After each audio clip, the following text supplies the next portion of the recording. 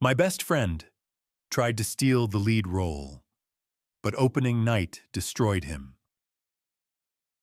If you ever want to understand betrayal, I recommend joining a community theater troupe. Nothing reveals a person's true nature like free snacks and the possibility of applause. I'm Eli Harper, part-time barista, full-time theater kid who never grew out of it. Every year, our small town puts on a summer musical with too much glitter, too many opinions, and not enough working microphones. This year's show was Starlight Harbor, a sweet, slightly cheesy musical about friendship, boats, and self-discovery. I auditioned for the lead role, Captain Orion, the brave but soft-hearted sailor searching for meaning. I wanted that role the way cats want sunbeams, but the new director, Kendra, cast my best friend, Noah, in the lead instead. Noah just has that sparkle, she said. I had sparkle too. Maybe not shimmering star sparkle, but at least dollar store fairy wand sparkle. Still, I congratulated him. We'd grown up together. He was my roommate, my scene partner, the guy who once fixed my microwave with a spoon, incorrectly, but with heart. I got the supporting role. Finn, the comic relief fisherman with 2 songs, a monologue, and a costume made entirely of patched-up overalls. Rehearsals started fine. Fun, chaotic, full of people arguing about whether jazz hands were too much. Noah and I ran lines, choreographed goofy TikToks, ate takeout while reading notes. Then, 2 weeks before opening night, I found out something weird. Our stage manager, Lila, pulled me aside. "Don't freak out," she said, which guaranteed I would. Kendra's been working with Noah privately, late-night rehearsals. She says they're refining the emotional arc. Refining? Emotional arc? Noah's character arc was basically sad boy finds boat. Still, I shrugged it off, until I walked past the costume room and heard my name, Kendra's voice. "We'll ease Eli out slowly. The board prefers you as the lead anyway. You have star presence. He's sweet, but not the face of the show." Noah laughed, then said, "Yeah, I was worried you'd think casting him was a mistake." Casting me a mistake. My stomach did a full dramatic death drop. I backed away quietly, holding a plastic sword prop I suddenly considered using to poke a wall in frustration. I didn't confront them that night, or the next day.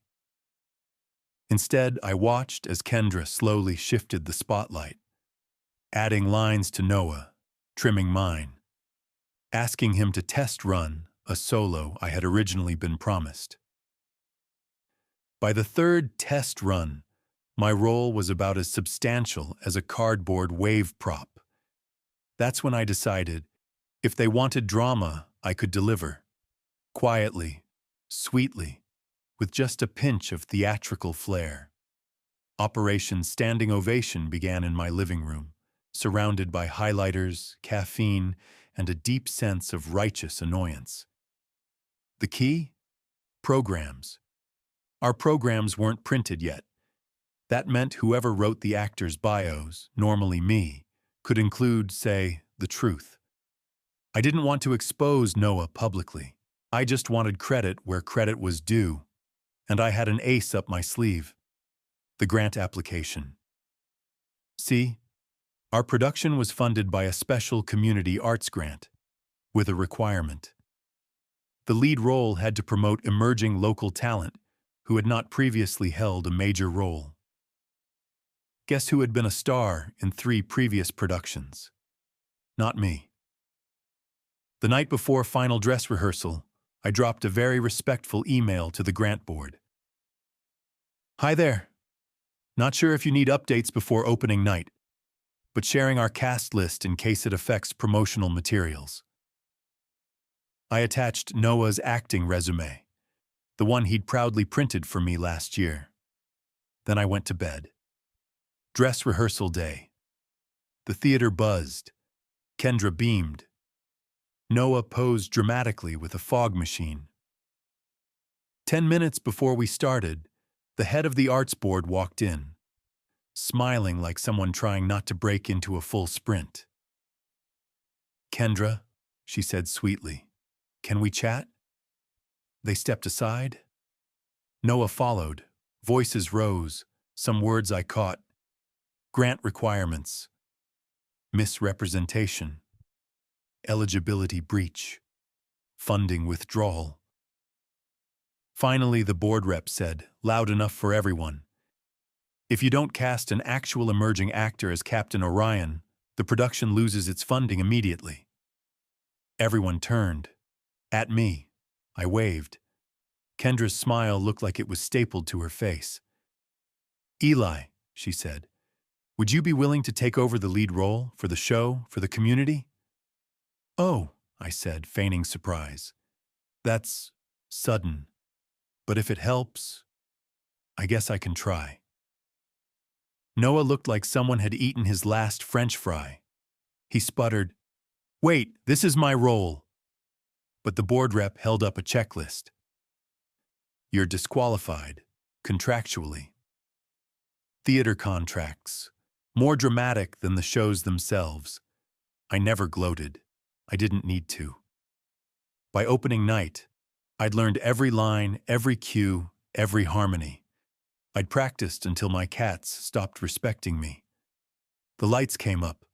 I walked on stage as Captain Orion, and the audience cheered like they'd been waiting for me all along. The show was magical. Not perfect. My cape got stuck on a set piece and a seagull prop hit me in the ear. But heartfelt. After bows, people kept coming up to me. "You were born for that role. Such emotional depth. You really carried the show." Noah didn't speak to me that night, or the next week, or honestly since. We coexist. He still performs. I still bring him tea at rehearsals sometimes. I'm petty, not cruel. Kendra resigned at the end of the season. Something about misaligned vision. Everyone pretended to be shocked. As for me, I finally got cast in a lead role, fairly, properly, with my name in bold ink on every program. Now, taped above my mirror, I keep a new post-it note. When people dim your spotlight, build a brighter stage